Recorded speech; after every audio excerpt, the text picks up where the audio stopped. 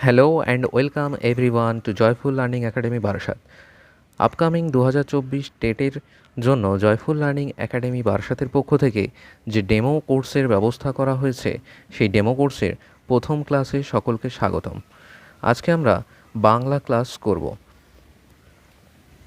তো বাংলা একদম বেসিক থেকে আমরা অ্যাডভান্স পর্যন্ত শিখব। শুধু বাংলায় নয়, সমস্ত সাবজেক্টগুলোই আমরা বেসিক থেকে একদম অ্যাডভান্স পর্যন্ত কনসেপচুয়াল ক্লিয়ারিটির সঙ্গে পড়ে শেষ করব এবং তারপরে আমরা মক টেস্ট এবং প্রিভিয়াস ইয়ার কোশ্চেন অ্যানালাইসিসের দিকে এগোবো। তো প্রথমেই আজকে আমরা বাংলা ক্লাস করব। এই বাংলার যে ডেমো ক্লাসটা আজকে আমরা প্রোভাইড করছি, ইতিপূর্বে আমাদের ইউটিউব চ্যানেলে এই সেম জিনিসটাই প্রোভাইড করা হয়েছিল, তবে কিছু নতুনত্ব এবং কিছু সংযোজনের সঙ্গে এটা আবার গোড়া থেকে শুরু করা হচ্ছে। তো আজকে যে বাংলা ক্লাসটা আমরা করব তার প্রথমেই দেখব ধ্বনি, বর্ণ, শব্দ, বাক্য, ফলা, উপসর্গ ইত্যাদি জিনিস। বাংলা একটি ভাষা এবং ভাষা কিংবা কোনো কিছু আমরা যখন শিখব একদম তার ক্ষুদ্রতম একক থেকে আমাদের শুরু করতে হবে। যেহেতু এটা একটা ভাষা, তাই ভাষার ক্ষুদ্রতম একক সবসময় ধ্বনিই হয়, সে যে ভাষাই হোক না কেন। তো আমরা প্রথমে ধ্বনি সম্পর্কেই জানবো যে ধ্বনি জিনিসটা কী। তো প্রথমে আমরা আসি ধ্বনিতে। ধ্বনি কী জিনিস? বাকযন্ত্রের সাহায্যে উচ্চারিত ভাষার ক্ষুদ্রতম একক হলো ধ্বনি। তো দুটো জিনিস আমাদের মনে রাখতে হবে, এক বাকযন্ত্রের সাহায্যে উচ্চারিত, অ্যান্ড দুই কি ভাষার ক্ষুদ্রতম একক। তাহলে ধ্বনি কী জিনিস? ভাষার ক্ষুদ্রতম একক, এবং এটা কোথা থেকে উচ্চারিত হয়? বাকযন্ত্রের সাহায্যে। আচ্ছা, এই বাকযন্ত্র জিনিসটা আমরা কোথায় পাবো? কোন দোকানে কেনা যায় এই যন্ত্রটা? এই যন্ত্রটা হচ্ছে আমাদের নিজেদের শরীরের মধ্যেই রয়েছে। সেই শরীরের কোন কোন অংশ নিয়ে আমরা বাকযন্ত্র পাই আমরা দেখে নেব। বাকযন্ত্রের মধ্যে কি কি থাকে? তো বাকযন্ত্রের মধ্যে আমরা দেখব কি কি থাকে।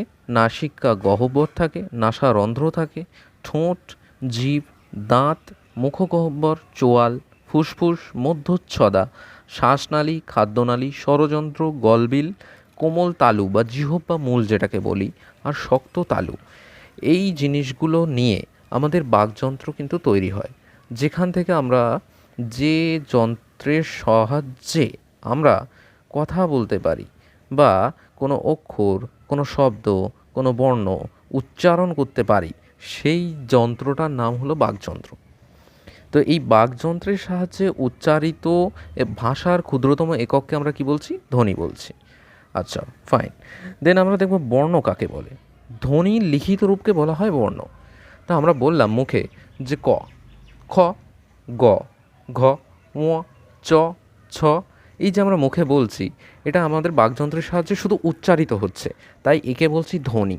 কিন্তু আমরা সেই সেম জিনিসটা যখন লিখে প্রকাশ করব, ক, খ, গ, আমরা যখন লিখিত আকারে প্রকাশ করব ধ্বনিকে, তখন আমরা তাকে বলবো কি? বর্ণ। ওকে, ফাইন। দেন আমরা যাচ্ছি শব্দে। শব্দ কী জিনিস? এক বা একাধিক বর্ণ পাশাপাশি, এক বা একাধিক বর্ণ পাশাপাশি বসে যদি তার অর্থ প্রকাশ করে তবে সেটাকেই শব্দ বলে। তাহলে এক বা একাধিক বর্ণ পাশাপাশি বসে তার অর্থ প্রকাশ করলে তবে সেটাকেই আমরা কি বলবো? শব্দ বলবো। তাহলে আমরা শব্দ কাকে বলছি? এক বা একাধিক বর্ণ যখন পাশাপাশি বসবে, এবং শুধু বসলেই হবে না, তাদের একটা কি করতে হবে? অর্থ প্রকাশ পেতে হবে, তবে আমরা সেটাকে কি বলবো? শব্দ বলবো। আচ্ছা, তাহলে একটা শব্দের তো উদাহরণ আমাদের দেখে নিতে হয় যে স্যার পাশাপাশি তো বসবে, দুটো কি বসবে? দুটো বর্ণ বসবে। তাহলে আমি একটা বর্ণ বসালাম ক, আর পাশে আর একটা বর্ণ বসালাম চ। আচ্ছা, ক আর চ কি হলো? কচ। তো কচ কোনো কথা হলো না, কচের কোনো অর্থ প্রকাশ পেল না, সেই জন্য এটাকে শব্দ বলা যাবে না। তো কি করতে হবে? তাহলে স্যার ক এরপরে যদি আমি ল বসাই, এই দুটো বর্ণ বসিয়ে কিন্তু একটা অর্থ প্রকাশ পাচ্ছে। তাহলে ক আর ল এই দুটো বর্ণ পাশাপাশি বসলো এবং তারা একটা অর্থ প্রকাশ করলো, তবে এটাকে আমরা কি বলছি? শব্দ। তাহলে এটা কি? এটা দুটো বর্ণ পাশাপাশি বসেছে। প্রথম আমাদের যে শর্ত রয়েছে, এক বা একাধিক বর্ণ পাশাপাশি বসতে হবে, পাশাপাশি বসেছে। কিন্তু দ্বিতীয় যে শর্ত রয়েছে, অর্থ প্রকাশ করে, এর কোনো অর্থ প্রকাশ পায়নি, তাই এ ভেরিফাইড শব্দ হিসেবে গ্রান্টেড হয়নি।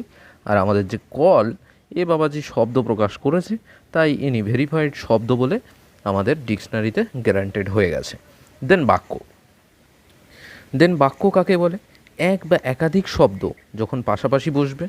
তাহলে আমি যে কল লিখেছিলাম, এখানে কি হয়েছিল? দুটো বর্ণ পাশাপাশি বসেছিল। এইবারে ব্যাপারটা কিন্তু একটু আলাদা। এবার দুটো শব্দ পাশাপাশি বসবে। দুটো শব্দ পাশাপাশি বসে কি তৈরি করবে? একটা বাক্য তৈরি করবে। তাহলে আমি যদি লিখি, আমি ফল ফল আর আগে লিখলাম আমি, ময়হর্ষি আমি ফল খাই। গরমকাল, এখন ফল তো খেতে হবে, তরমুজ, আম। আমি ফল খাই। আচ্ছা, তাহলে এখানে কি হলো? এক বা একাধিক শব্দ পাশাপাশি বসেছে। আমি একটা শব্দ, ফল একটা শব্দ, খাই একটা শব্দ। তাহলে একাধিক শব্দ পাশাপাশি বসেছে, ফার্স্ট শর্তটা পূরণ করেছে। কোনো অর্থ প্রকাশ করে, তাহলে আমি ফল খাই, এটার একটা অর্থ আছে। মনের ভাব প্রকাশ করে, তাহলে শব্দ কি করেছিল? শুধু অর্থ প্রকাশ করছিল। আর বাক্য হতে গেলে কি হতে হবে? বাক্য হতে গেলে এক তো পাশাপাশি বসা লাগবে শব্দকে, দুই পাশাপাশি বসে অর্থ প্রকাশ করবে, নাম্বার তিন মনের ভাব প্রকাশ করবে। আমি ফল খাই, এটার মাধ্যমে আমার একটা মনের ভাব কিন্তু প্রকাশ পেল, তাই এটা হয়ে যাচ্ছে কি? একটা বাক্য। তাহলে আমরা আজকে এই মুহূর্তে কি কি শিখলাম? প্রথমে ধ্বনি। বাকযন্ত্রের সাহায্যে উচ্চারিত ভাষার ক্ষুদ্রতম একক হলো ধ্বনি। বর্ণ, ধ্বনির লিখিত রূপকে বলে হয় বর্ণ। শব্দ, এক বা একাধিক বর্ণ পাশাপাশি বসে যদি তার অর্থ প্রকাশ করে তবেই সেটাকে শব্দ বলি। বাক্য, এক বা একাধিক শব্দ পাশাপাশি বসে কোনো অর্থ প্রকাশ করে ও মনের ভাব প্রকাশ করে, তবে সেটা হয়ে যায় বাক্য। এবার আমরা যাব ফলাতে। বাংলা ভাষায় মোট ফলা কয়টি? বাংলা ভাষায় মোট ফলা আছে 7টি। বাংলা ভাষায় মোট ফলা আছে 7টি। কী কী ফলা আছে আমরা দেখে নেব। জ ফলা, জ ফলা, র ফলা, ম ফলা, ন ফলা, ল ফলা, ব ফলা, মূর্ধন্য ফলা। এটাকে মনে রাখার জন্য আমরা একটা সূত্র ইউজ করব। যার মন লবণ, যার মন লবণ। যার, যারে আছে কি? জ র। মনে আছে কি? ম ন। লবণে আছে কি? ল ব মূর্ধন্য। তাহলে এই 7টি ফলা আমাদের বাংলা ভাষায় রয়েছে। জ ফলা, র ফলা, ম ফলা, ন ফলা, ল ফলা, ব ফলা, মূর্ধন্য ফলা। তাহলে আমরা কি বলবো? যার মন লবণ। এই সূত্রের মাধ্যমে আমরা 7টা ফলা মনে রাখব। এরপরে আমরা আসছি উপসর্গ। উপসর্গ জিনিসটা কি? উপসর্গ, স্বর্গ কথার অর্থ হচ্ছে অবস্থান, আর উপ কথার অর্থ হচ্ছে আগে। তাহলে উপসর্গ কথার অর্থ হচ্ছে কি? আগে অবস্থান। আচ্ছা, কার আগে অবস্থান করবে? যেহেতু আমরা বাংলা ভাষা পড়ছি, তাই এখানে ভাষারই নিশ্চয়ই কোনো না কোনো জিনিসের আগে বসবে। তাহলে ভাষার কিসের আগে? ভাষার একটা একক রয়েছে শব্দ। সেই শব্দের আগে অবস্থান করে যারা, তাদেরকে বলে উপসর্গ। বাংলা ভাষায় মোট উপসর্গ রয়েছে 20টি। বাংলা ভাষায় মোট উপসর্গ কয়টি? 20টি। আচ্ছা, সেই 20টি উপসর্গ তো আমাদের মনে রাখতে হবে। তো কিভাবে আমরা মনে রাখব? আমাদের মনে রাখার জন্য একটা ছক আমাদের এঁকে নিতে হবে। সেই ছকে এদিকে থাকবে 1 2 3 4 5টা লাইন, এদিকে থাকবে 1 2 3 4টে লাইন, 4 5 মোট 20টা বাক্স কিন্তু এর মধ্যে থাকবে। তো তার মধ্যে আমরা লিখব কি? প্র পরা অপশমনী। আমাদের পড়তে হবে কীভাবে? এইভাবে পড়তে হবে। প্র পরা অপশমনী, অব অনু নির্দুর্বি, অধি উৎসু পরিপ্রতি, অভিয়তি অপি উপ আ। তাহলে আমাদের এই যে 20টা উপসর্গ রয়েছে, তাদেরকে আমরা কিভাবে মনে রাখবো? একটা ছন্দের তালে মনে রাখবো। প্র পরা অপশমনী, অব অনু নির্দুর্বি, অধি উৎসু পরিপ্রতি, অভিয়তি অপি উপ আ। তাহলে কি হচ্ছে? আমাদের উপসর্গ কয়টি? উপসর্গ 20টি। উপসর্গ কথার অর্থ কি? স্বর্গ কথার অর্থ হচ্ছে অবস্থান, উপকথার অর্থ হচ্ছে আগে। তো উপসর্গ কথার অর্থ হলো শব্দের আগে অবস্থান। শব্দের আগে যারা অবস্থান করে তাকে আমরা উপসর্গ বলি। এই উপসর্গ বাংলা ভাষায় কটা রয়েছে? মোট 20টি। কী কী রয়েছে? প্র পরা অপশমনী, অব অনু নির্দুর্বি, অধি উৎসু পরিপ্রতি, অভিয়তি অপি উপ আ। এই মোট গেল 20টি উপসর্গ। তো আশা করি এই পর্যন্ত সকলের ক্লিয়ার। দেন আমরা নেক্সট পেজে যাব। তো আমরা যে ধ্বনি পড়েছি না, তো এই ধ্বনি সম্পর্কে আগে জানলাম এক্ষুনি।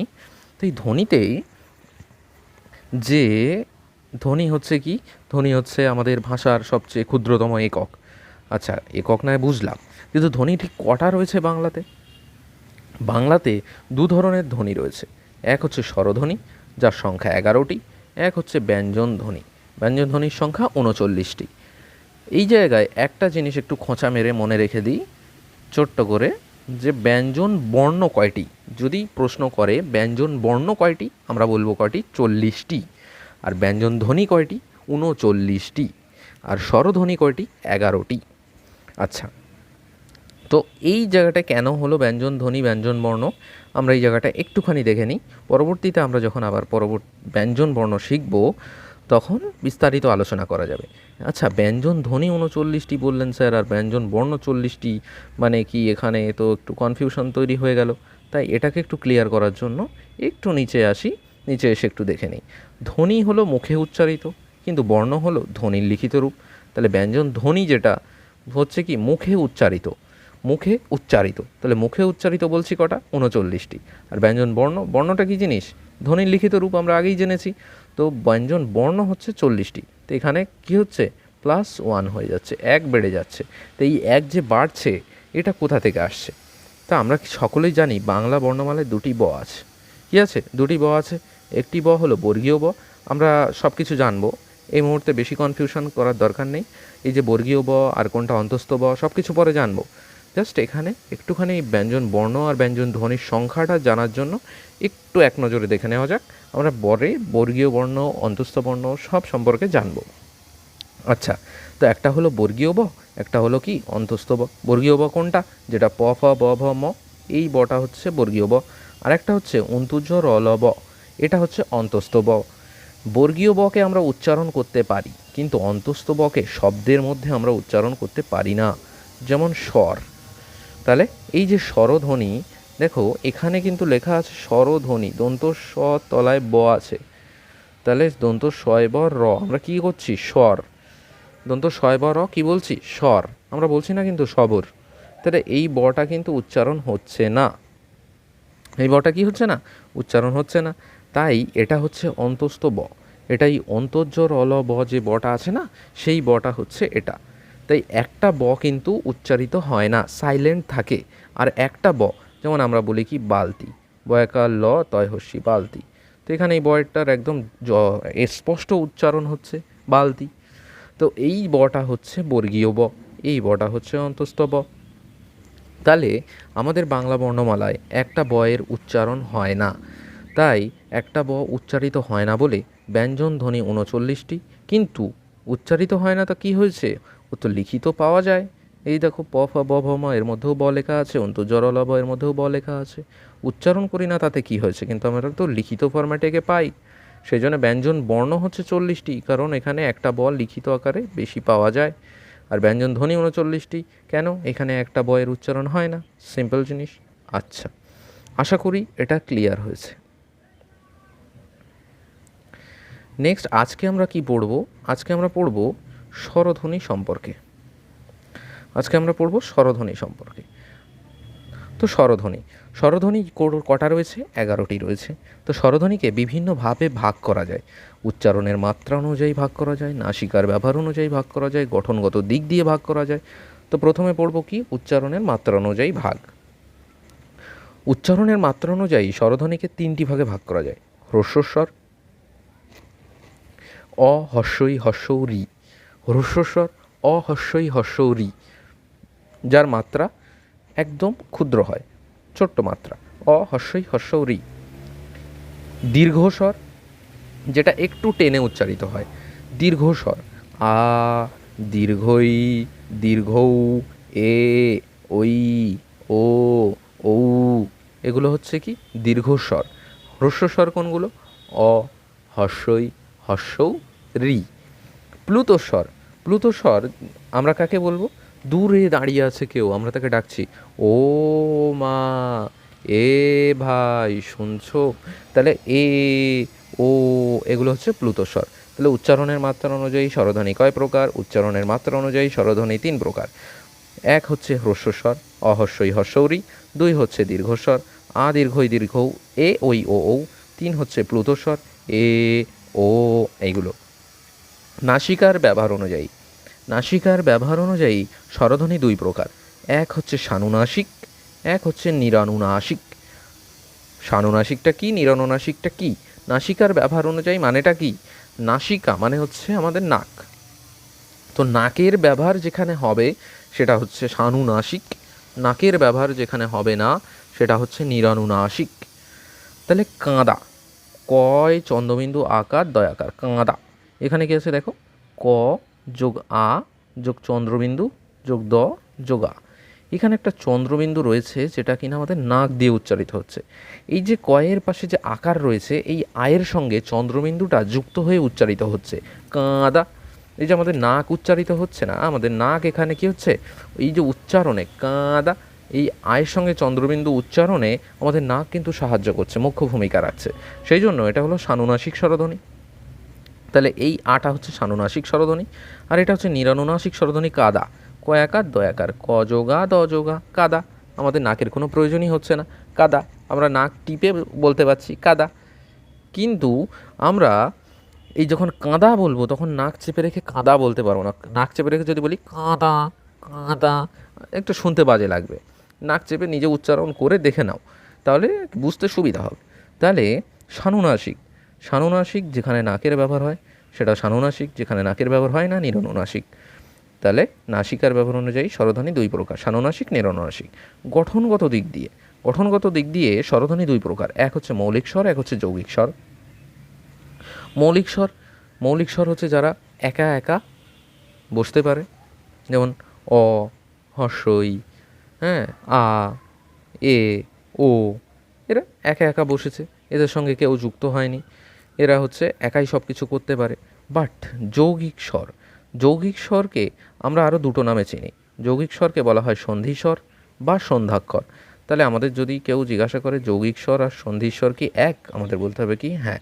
তাহলে যদি কেউ জিজ্ঞাসা করে যৌগিক স্বরের অপর নাম কি, স্যার সন্ধিস্বর। যেখানে যদি সন্ধিস্বর না থাকে তাহলে কি বলতে হবে, সন্ধ্যাক্ষর। যৌগিক স্বর কটা, ওই আর ও, এই দুটোকে বলা হয় যৌগিক স্বর। কেন বলা হয় ওই, ওইটাকে আমরা কিভাবে লিখতে পারি, ওইটাকে আমরা লিখতে পারি ও যোগ হর্ষই, ওই, ও, ওটাকে কীভাবে লিখতে পারি, ও যোগ হর্ষৌ। তাহলে এই যে স্বরধ্বনিগুলো, এদেরকে ভাঙলে এক দুটো করে স্বরধ্বনি তৈরি হচ্ছে, তাই এদেরকে কি বলবো আমরা, যৌগিক স্বরধ্বনি।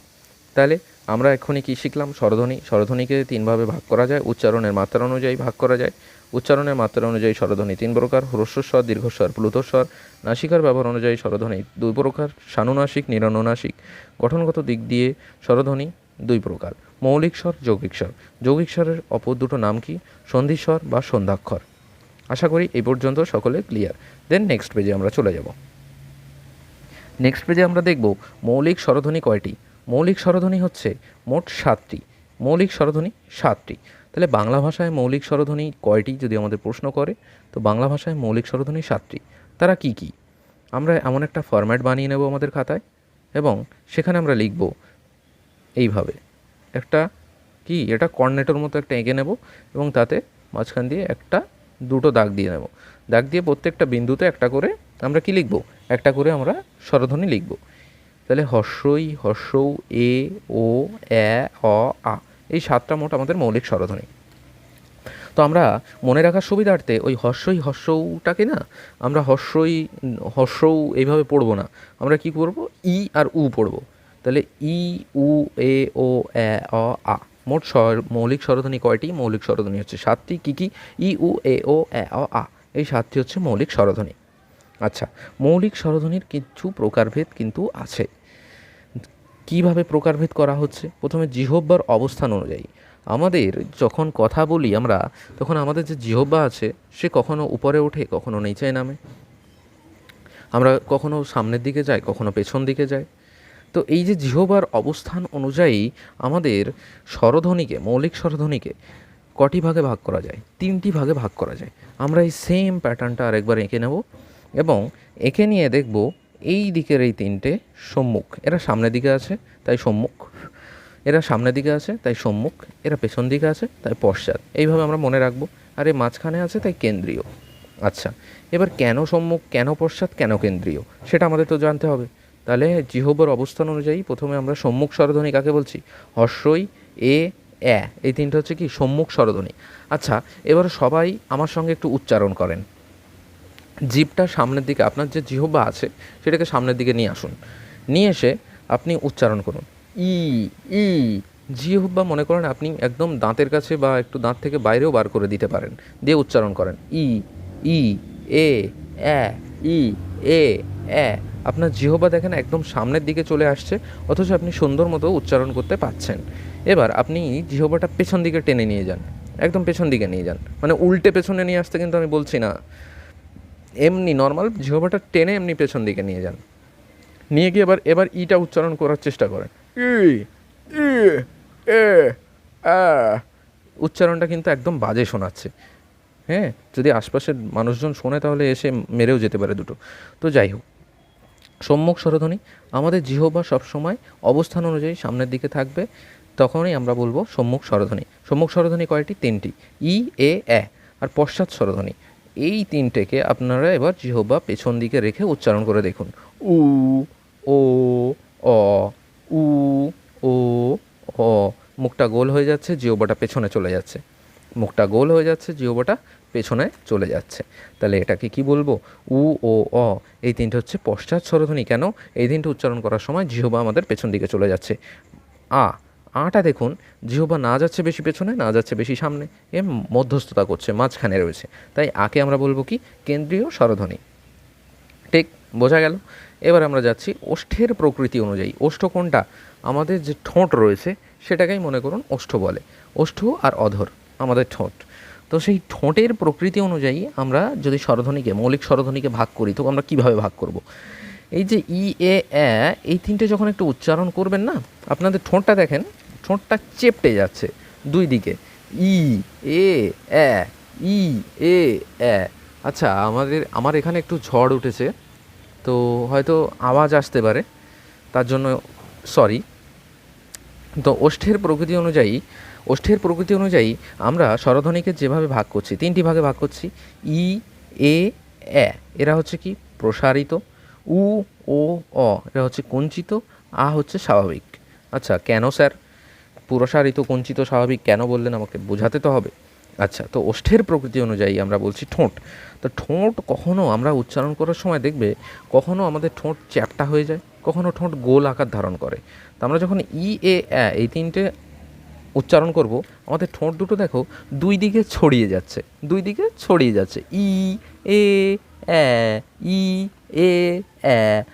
হ্যাঁ, দুই দিকে, ঠোঁটের দুই দিকে আঙুল দিয়ে একটু টেনে ধরে রাখো, ধরে রেখে আমিও করছি কিন্তু আমার সঙ্গে তোমরা করো। হ্যাঁ, ঠোঁটের দুই দিকটা আঙুল দিয়ে টেনে ধরে রাখো, এবার উচ্চারণ করো ই এ এ। সুন্দর উচ্চারণ হচ্ছে ই এ এ। কিন্তু এইভাবে তুমি ওই উ ও আর অটাকে উচ্চারণ করে দেখো তো, উ ও আর অটাকে, উ ও অ, একদম ভালো উচ্চারিত হচ্ছে না। তাহলে এটা কি? কুঞ্চিত। এদের বেলায় কি করতে হবে? ঠোঁট একদম গোল করতে হবে, ঠোঁট একদম এরকম গোল করতে হবে যার মধ্যে একটা ছোট্ট গুঁজিয়া ঢুকে যায়। হ্যাঁ, উ ও অ। তাহলে ই এ এরা হচ্ছে প্রসারিত, উ ও অ হচ্ছে কুঞ্চিত স্বরধ্বনি।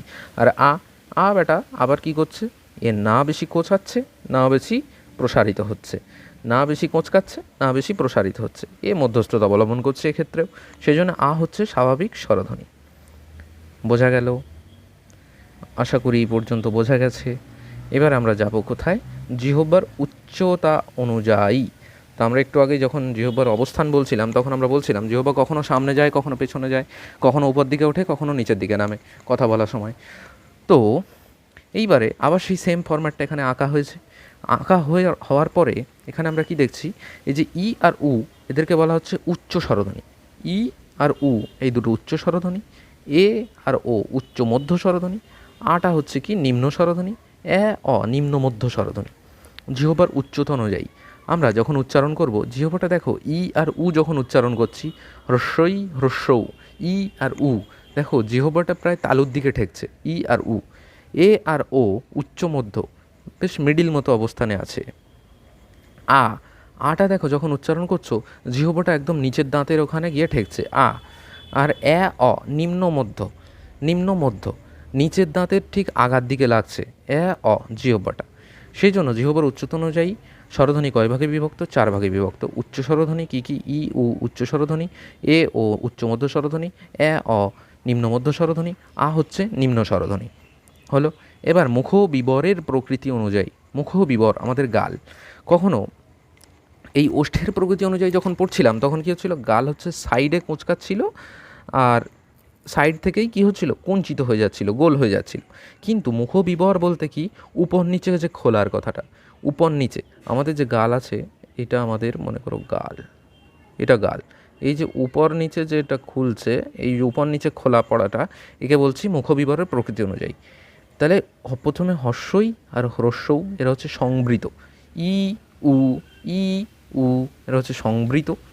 সংবৃত মানে কি, এরা কিন্তু বেশি খুলছে না, একদম ছোট, দেখো গাল একদম ছোট থাকছে, ই উ ই উ ই উ ই উ, গাল কিন্তু এত বড় বড় কিন্তু হচ্ছে না, গালটা দেখবে ঠিক এরকম মতো আসছে, ই উ।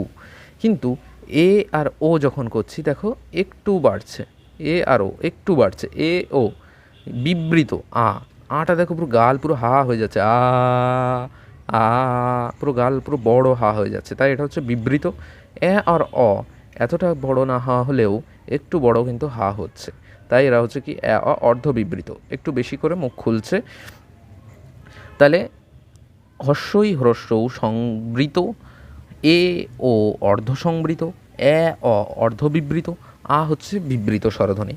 তাহলে মৌলিক স্বরধ্বনি মোট কটা জানলাম? মৌলিক স্বরধ্বনি 7টি, মৌলিক স্বরধ্বনি প্রকারভেদ, জিহ্বার অবস্থান অনুযায়ী মৌলিক স্বরধ্বনি 3 প্রকার, সম্মুখ স্বরধ্বনি ই এ, পশ্চাৎ স্বরধ্বনি উ ও অ, আ হচ্ছে কেন্দ্রীয় স্বরধ্বনি।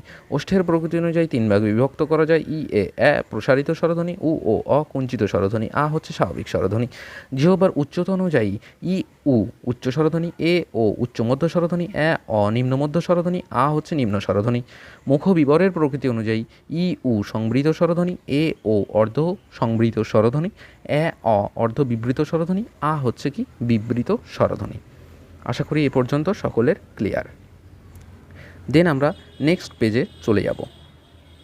নেক্সট পেজে কি, নেক্সট পেজে আমরা দেখব স্বরধ্বনির উচ্চারণ স্থান।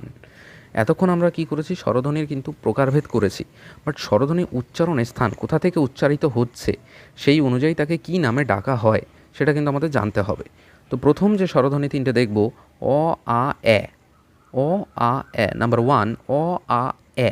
এই 3টে দেখুন, যখন উচ্চারণ করতে আপনি চাইছেন তখন আপনার কণ্ঠ আর জিহ্বা মূল, মানে কণ্ঠ একদম গলাটা, গলার মিডিল অংশ কণ্ঠ, অ আ অ আ, এই যে গলার যে অংশটা আপনার উপর নিচে, গলাতে হাত দিয়ে দেখুন যে অংশটা একটু উঁচু হয়ে রয়েছে একদম সেখান থেকে কিন্তু আসছে অ আ এ।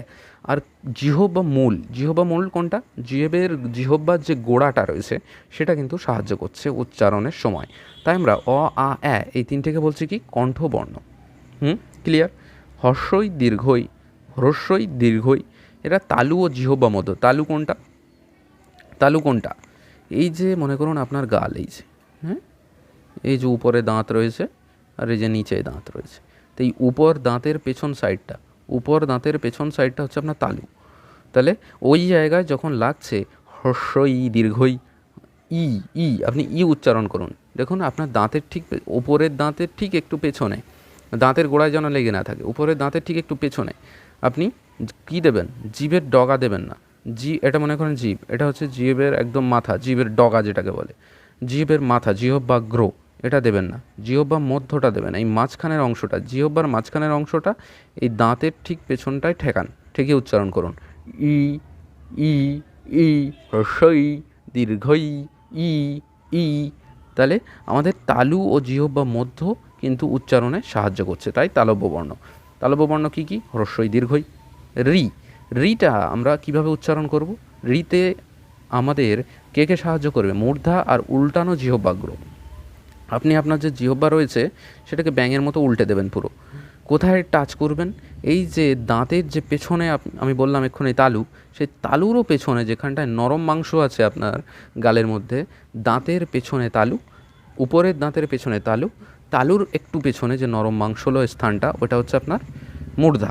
সেইখানটায় আপনি কি করবেন, জিভটা ব্যাঙের মতো একদম উল্টে দেবেন, উল্টে দিয়ে এইবারে আপনি কি করবেন, উচ্চারণ করবেন কিভাবে, ঋ ঋ ঋ। আমরা যেভাবে রি উচ্চারণ করি সচরাচর সেভাবে কিন্তু আসলে রির উচ্চারণটা হয় না। বাংলা ব্যাকরণ অনুযায়ী রি এর উচ্চারণ কিন্তু মূর্ধা এবং উল্টানো জিহ্বাগ্র দিয়েই হয়। তাই রিকে আমরা কি বলি? মূর্ধন্য বর্ণ, যেটাকে আপনি উচ্চারণ করে দেখুন। উচ্চারণ করলে দেখবেন আজ পর্যন্ত রিকে যেভাবে বলেছেন সেইভাবে আর উচ্চারিত সেটা হবে না, সেটা উচ্চারিত হবে এইভাবে, রি রি রি রি। ক্লিয়ার?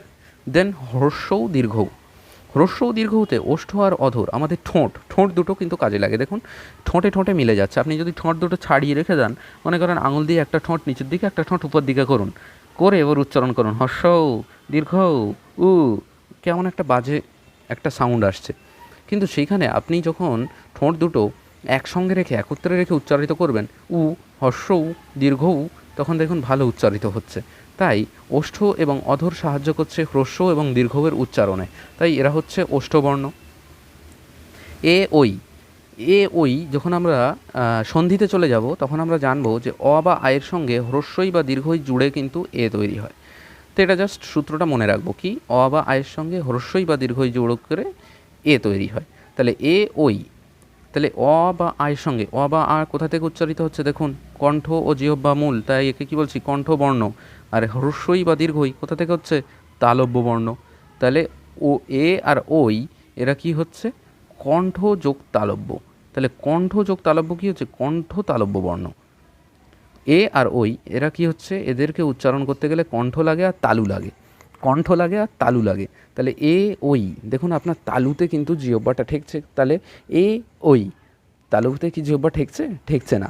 এ ওই, দেখেন জিহ্বা কিন্তু তালুতে কী হচ্ছে? ঠেকছে না? ঠেকছে না? এ ওই ঠেকছে, তালুতে একবার করে টাচ করে আসছে, আর কণ্ঠর মধ্য থেকে একটা আওয়াজ আসছে। তাই এ ওই এই দুটো উচ্চারণ করতে গেলে কণ্ঠ এবং তালুর প্রয়োজন আমরা অনুভব করি। তাই এরা হচ্ছে কণ্ঠ তালব্য বর্ণ। ও ও, অ বা আয়ের সঙ্গে হ্রস্বউ বা দীর্ঘও যোগ করে কিন্তু ও হয়। তা অ বা আ কী বর্ণ? কণ্ঠবর্ণ।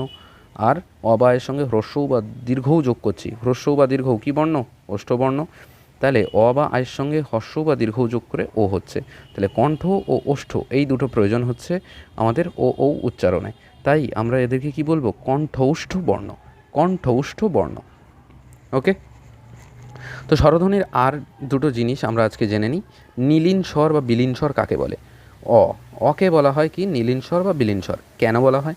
এর কোনো কার চিহ্ন হয় না, কিন্তু অ শব্দের মধ্যে বর্ণের সাথে যুক্ত থাকে, তাই অকে নীলিন স্বর বা বিলীন স্বর বলে। যেমন কল, আমরা এই কল শব্দটাকে যখন ভেঙে লিখব তখন সেটাকে কী লিখি? ক যোগ অযোগ ল যোগ অ। তার মানে কি হলো? ম্যাজিক হয়ে গেল। যে ক আর ল ছিল, তা আপনি ভেঙে যখন লিখলেন স্যার, তাহলে ক যোগ অযোগ ল যোগ অ কোথা থেকে পেলেন? না, এই যে ক এর সঙ্গে সবসময় অযুক্ত ছিল, ল এর সঙ্গে একটা অ কিন্তু যুক্ত আছে, কিন্তু সেটাকে আমরা দেখতে পাচ্ছি না। এ কী হয়ে আছে? বিলীন হয়ে আছে, এ মিশে আছে, এই ক আর ল এর সঙ্গে গায়ে গায়ে মিশে আছে, আমরা দেখতে পাই না, এর কোনো কার চিহ্ন হয় না। যেমন আমরা বলি যে কলা, ক লয় আকার, আমরা কিন্তু এই আকারটাকে দেখতে পাচ্ছি, কারণ আয়ের কার চিহ্ন হচ্ছে আকার, কিন্তু অয়ের কোনো কার চিহ্ন নেই যে আমরা বলবো যে অকার। ঠিক আছে, কয়ের সাথে অকার যোগ লয়ের সাথে আকার, এমন কোনো দিন বলি না। কলা বানান কি? ক লয় আকার কলা। আমরা কি বলি? এই লেখো কলা বানান ক অয়াকার ল আকার, এমন কখনো বলি না। তাহলে অয়ের কোনো কার চিহ্ন হয় না, তাই অ হচ্ছে নীলিন স্বর বা বিলীন স্বর। আর অর্ধ স্বরধ্বনি, অর্ধ স্বরধ্বনি জিনিসটা কি? অর্ধ স্বরধ্বনি হলো চারটি। অর্ধ স্বরধ্বনি কয়টি? চারটি। সেই অর্ধ স্বরধ্বনি চারটিকে আমরা ইংরেজিতে কি বলি? হাফ ভাওয়েলস বলি। তাহলে হর্ষই হর্ষৌ এ ও, এই চারটিকে আমরা কি বলি? অর্ধ স্বরধ্বনি। ই উ এ ও, এই চারটিকে আমরা বলি কি? অর্ধ স্বরধ্বনি। যেমন বই, বউ, যায়, যাও। বই, বউ, যায়, যাও। এই উদাহরণটা একটু মনে রাখা দরকার। যায়টা জয় কেন? অন্তুস্থ। আমরা এখানে এ বলেছি, কিন্তু এখানে অন্তুস্থ ব্যবহৃত হয়েছে। এই অন্তুস্থটাই এখানে এর কাজ করছে। তো অর্ধ স্বরধ্বনি কয়টি? চারটি। হ্রস্বই, হ্রস্বৌ, এ, ও, এই চারটিকে আমরা কি বলি? হাফ ভাওয়েলস বা অর্ধ স্বরধ্বনি। বই, বউ, যায়, যাও, এই উদাহরণগুলো আমরা একটু মনে রাখব। দেন নেক্সট পাতা। আজকে আমরা ব্যঞ্জনধ্বনির দিকে আর এগোলাম না, ব্যঞ্জনধ্বনি নেক্সট কোনো দিন হবে। আজকে একটু তুর্কি শব্দ দিয়ে আমরা আমাদের ক্লাসটা শেষ করি। তো তুর্কি শব্দ আমাদের বাংলা ভাষায় শুধু নয়, সমস্ত ভাষায় কোনো না কোনো ভাষার থেকে কোনো না কোনো শব্দ ধার করে নিয়েছে, কোনো না কোনো শব্দ ধার করে নিয়েছে। যেমন আমরা অহরহ বলি চেয়ার, টেবিল, তো এই শব্দগুলো, বটল, তো এই শব্দগুলো কিন্তু ইংরাজি থেকে আমাদের বাংলা ভাষায় এসেছে। তেমন কিছু শব্দ আছে যেগুলো তুর্কি শব্দ, আসলে সেগুলো তুর্কি শব্দ, কিন্তু আমাদের বাংলা ভাষায় তার আগমন ঘটেছে। তো সেই সমস্ত শব্দগুলো সম্পর্কে আমরা একটু জানব। তো আমরা একটা গল্পের মাধ্যমে জানব তো তুর্কি শব্দ কী কী। তো আমাদের এক সুলতান ছিল, সেই সুলতানের নাম কি? এটা সুলতানা বেগম নয়, এটা একটু ভুল হয়েছে, এটা সুলতান হবে। হ্যাঁ, সুলতান। আমাদের এক সুলতান ছিল, সেই সুলতানের নাম কি? সুলতানের নাম বাহাদুর খাঁ। সুলতানের নাম কি? বাহাদুর খাঁ। তার এক বেগম ছিল। সুলতান মানুষ, বেগম থাকবে না এটা কখনো হয়? আমাদের নয় না থাকতে পারে, আমরা বেকার ছেলেপিলে, কিন্তু সে তো সুলতান। তো সুলতান বাহাদুর খাঁ, তার এক বেগম ছিল। তো সেই বেগমের সঙ্গে একদিন গেলেন কোথায়? রেস্টুরেন্টে খাবার খেতে গেলেন। রেস্টুরেন্টে খাবার খেতে গেলেন, সুলতান মানুষ, তার সুলতান মানুষকে তো আর ওয়েটার পরিবেশন করবে না। সুলতানের কাছে ডাইরেক্ট চলে আসলো বাবুর্চি, এসে বললেন স্যার কী খাবেন? তো বাবুর্চির সঙ্গে দেখা হলো কার? সুলতানের। তো সুলতান বাহাদুর খাঁ বেগমকে নিয়ে গেল রেস্টুরেন্টে, সেখানে গিয়ে দেখা হলো বাবুর্চির সঙ্গে। তো বাবুর্চির সঙ্গে আলাপ আলোচনা সেরে সেখান থেকে খাওয়া দাওয়া করে সুলতান বেগমকে নিয়ে ফিরে যাচ্ছেন বাড়িতে, তার রাজপ্রাসাদে। তো রাজপ্রাসাদে যখন ফিরছেন তখন তো তার মালজাল কি তিনি নিজে বইবেন? না, অবশ্যই নয়। তা কাকে নেবেন? কুলি। তো একটা কুলিকে ডাকলেন, কুলির হাতে মালপত্র তুলে দেওয়া হলো। তো কুলির কাছে আগে থেকেই দুটো বোঁচকা বুচকি ছিল। কী ছিল? বোঁচকা বুচকি ছিল। সেই বোঁচকা বুচকির মধ্যে হঠাৎ করে দেখতে পাওয়া গেল একটা ছুরি আর একটা কাঁচি। সুলতান মানুষ, বেগমকে নিয়ে বেরিয়েছেন, কুলির কাছে হঠাৎ করে ছুরি আর কাঁচি দেখে অবাক হয়ে গেছেন। সাথে সাথে তিনি কী ডেকেছেন? দারোগাকে ডাক দিয়েছেন যে এই দেখো কুলির কাছে কী রয়েছে? ছুরি আর কাঁচি। দারোগা এসে একটা ডায়লগ মারল। দারোগা এসে কী করলো? একটা ডায়লগ মারল। কী ডায়লগ মারল? আরে ছুরি কাঁচি যতই চকমক করুক না কেন, বারুদের তোপের সামনে কিছুই না। তাহলে আমাদের কুলির কাছে যখন কি পাওয়া গেল? ছুরি আর কাঁচি পাওয়া গেল। আমাদের সুলতান তখন দারোগাকে ডাক দিল। দারোগা তখন একদম বন্দুক বাগিয়ে একদম কুলির দিকে ধরেছে আর বলছে, আরে বেটা, ছুরি কাঁচি যতই চকমক করুক না কেন, বারুদের তোপের সামনে কিছুই না। হ্যাঁ, তাহলে এই হলো আমাদের তুর্কি শব্দের গল্প। তাহলে এখন আপনাদের প্রশ্ন আসতেই পারে যে স্যার আপনি তো গল্প করে গেলেন, কিন্তু এই গল্পের মাধ্যমে কি বোঝা গেল? গল্প করতে করতে আমি যে গোল গোল দাগগুলো দিয়েছি, এই গোল দাগগুলোই হচ্ছে তুর্কি শব্দ, যেগুলো বাংলা শব্দভাণ্ডারের মধ্যে রয়েছে। আমরা বাংলা হিসেবে জানি, সেগুলো কিন্তু আসলে তুর্কি শব্দ। তাহলে কি কি? বাহাদুর খাঁ, সুলতান, বেগম, বাবুর্চি, কুলি, বোঁচকা বুঁচকি, ছুরি, কাঁচি, দারোগা, বারুদ, তোপ। এইগুলো হচ্ছে কি মোট কটা আমরা তুর্কি শব্দ শিখলাম? 1 2 3 4 5 6 7 8 9 10 11 12 13। তাহলে 13খানা তুর্কি শব্দ আমরা কিন্তু একটা ছোট্ট গল্পের মাধ্যমে শিখে গেলাম। কি গল্পটা আরেকবার বলি। সুলতান বাহাদুর খাঁ বেগমকে নিয়ে গেল রেস্টুরেন্টে, সেখানে গিয়ে দেখা হলো বাবুর্চির সঙ্গে। খাওয়া দাওয়া সেরে ফিরছিল, মালপত্র দিল কুলির কাছে। কুলির কাছে ছিল বোঁচকা বুঁচকি, সেই বোঁচকা বুঁচকির মধ্যে পাওয়া গেল ছুরি কাঁচি। তাই দেখে ডাকা হলো দারোগাকে। দারোগা এসে ডায়লগ মারল, ছুরি কাঁচি যতই চকমক করুক না কেন, বারুদের তোপের সামনে কিছুই না। তখন চকমকটাকে ধরা হয়নি। 13 যোগ 1, তাহলে মোট 14টা কিন্তু আমরা তুর্কি শব্দ নিমেষের মধ্যেই শিখে ফেললাম। তো এই ছিল আজকের ক্লাস। দেখা হচ্ছে পরবর্তী ক্লাসে। প্রত্যেকটা ডেমো ক্লাস আপনারা সকলেই করুন, এবং জুন মাস থেকে আমাদের পেইড ব্যাচ স্টার্ট হচ্ছে।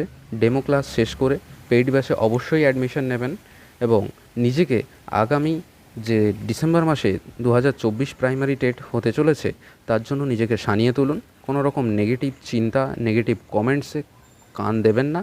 সরকারের কাজ সরকার করে যাবে, আমাদের কাজ আমাদের করতে হবে। আমাদের সবসময় অন ট্র্যাকে কিন্তু থাকতে হবে। যখনই নোটিফিকেশানের বাঁশি বাজবে, আমাদের বেরিয়ে পড়তে হবে, দৌড়ে ঝাঁপিয়ে পড়তে হবে। সেই জন্য আগে থেকে প্রস্তুত থাকুন।